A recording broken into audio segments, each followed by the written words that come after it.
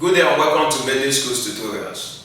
In our chemistry today, we are looking at Faraday's second law of electrolysis. At the end of this lesson, the student should be able to state the Faraday's second law of electrolysis and also explain the verification of Faraday's second law of electrolysis. In our previous video, we discussed about Faraday's first law of electrolysis and we talked about how we have deposition of what? Copper at cathode.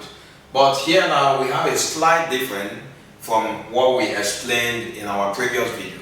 So in this second law of electrolysis by Faraday, we have a setup, two aqueous solutions that are what? Set up. So from the law, we have that Faraday states that Faraday's second law of electrolysis states that when the same quantity of electricity is passed through different electrolytes, the relative number of moles of elements discharged are inversely proportional to the charges on the ion of the elements. So here now what happens is that when you pass a direct current to the what? To the electrolytic cell. What we have here is what? Electrolytic cell, where we have two different electrolyte solution, that is copper 2 tetraoxide 6 in aqueous form, while we have silver triazole nitrate 5 solution also in aqueous form. Then you have that when there is a direct passage of current, we have what? Discharge of what? Discharge of electrons or what? Or ions. Here now we have that copper here will be what? Deposited to what? Copper cathode when we have what? When we have passage of what? Of steady current. While in this solution we have that silver will be deposited to what? To silver cathode. So to verify Faraday's second law of electrolysis, we have the setup of what? Two electrolytic cells. Here now we have one with copper electrode immersed in copper 2 tetraoxide 6 in aqueous form, and other with silver electrode immersed in what? Silver triazole nitrate 5 in aqueous form.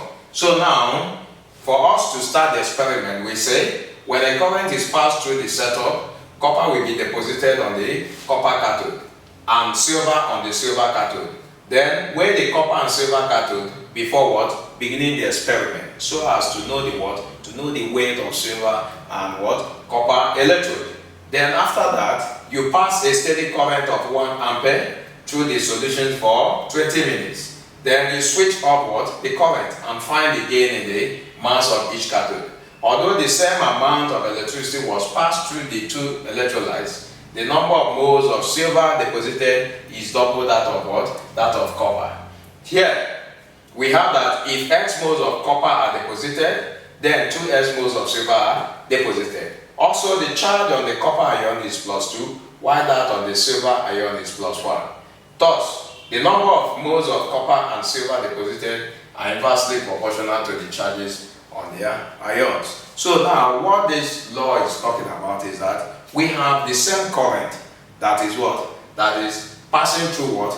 The two electrolytes. The copper tetraoxide sulfate 6 solution in aqueous form and the silver triazole nitrate 5 in what? In aqueous form. So, but what happens is that we have two what? Variation in what? In number of moles and what? And in their charges. So when you have the same amount, measure the same amount of current or quantity of current that is passing through them, you will see that after the deposition of copper and silver, you will see that we have what? Copper here now we have what? You have copper 2 plus. That is to say the charges we have here is what? Is 2. And that of silver we have Ag what? Ag plus. The number of charge we have here is 1.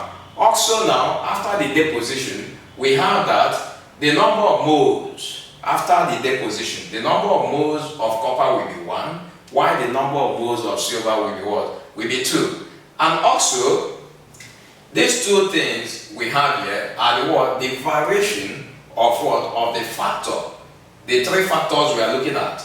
Here, the first one we have what? The electricity. The electricity is the same, the number of moles are not the same, and the charges we have there are not the same. So with these three things, from this experiment, you can be able to do what? You can be able to explain what second law of Faraday is talking about. And in our first video, I told you when we are talking about first law of electrolysis by Faraday, I told you what happens. That when you do what? You pass electric current to the what? To the electrolytic cell, it gives out what? Electrical energy. And that electrical energy that is given out will be converted to chemical energy. And once there is chemical energy, ionization will take place. And once ionization takes place, there will be release of what? Electrons or ions, free mobile ions. And that is how copper is what? Moves from here, from anode to what? To copper cathode. And also from silver anode to what? Silver cathode. And once they move from here to here, you say that there is what we call discharge in electrolysis. And once they move from here to here, you say that copper has what? Been deposited to copper cathode. The same thing is applicable to what? To silver what? Silver cathode. So wherever you see the second law of electrolysis, what will come to your mind is what? The same electricity or the same amount of electricity, the same quantity of electricity, but different moles of what? Different moles of what? Or the different number of moles of the element, and also different charges of what? Of the element. So with this now, you can be able to do what? To explain the Faraday's second law of electrolysis. Thank you for watching. See you in the next video.